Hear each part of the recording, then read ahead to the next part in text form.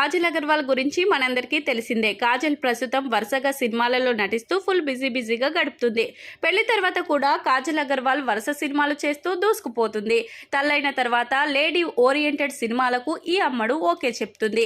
తాజాగా ఈ అమ్మడు నటించిన సత్యభామ సినిమా విడుదలవ్వబోతుంది. లేడీ ఓరియంటెడ్ సినిమాగా రూపొందిన సత్యభామ ప్రమోషన్లో కాజల్ పాల్గొంటుంది. సత్యభామ ప్రమోషన్లో భాగంగా ఆలీతో సరదాగా ప్రోగ్రాంకి హాజరైంది. ఆ సందర్భంగా ఆలీతో సరదాగా పలు విషయాల గురించి మాట్లాడింది. ముఖ్యంగా తన మొదటి సినిమా ఆఫర్, ఆ సమయంలో తాను చేసిన ఆడిషన్స్ గురించి కాజల్ అగర్వాల్ సరదాగా ఆ విషయాన్ని చెప్పుకొచ్చింది. తేజ దర్శకత్వంలో లక్ష్మీ కళ్యాణం సినిమాలో ఎలా ఛాన్స్ వచ్చింది అంటూ ఆలీ ప్రశ్నించిన సమయంలో కాజల్ సమాధానమిస్తూ, తేజ గారు నా ఫోటో చూసి ఆడిషన్కి పిలిచారు. ఆడిషన్స్లో నన్ను ఏం అడుగుతారా అని నేను ఎదురు చూశాను. ఆ సమయంలో నన్ను ఏడవమని చెప్పారు.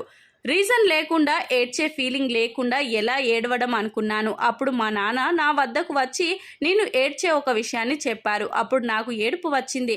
నేను బాగా ఏడ్చాను అని తేజ గారు లక్ష్మీ కళ్యాణం సినిమాలో ఛాన్స్ ఇచ్చారంటూ కాజల్ సరదాగా చెప్పుకొచ్చింది. హీరోయిన్లను తేజ గారు ఎంపిక చేసే విధానం చాలా విభిన్నంగా ఉంటుందని కాజల్ తెలిపింది.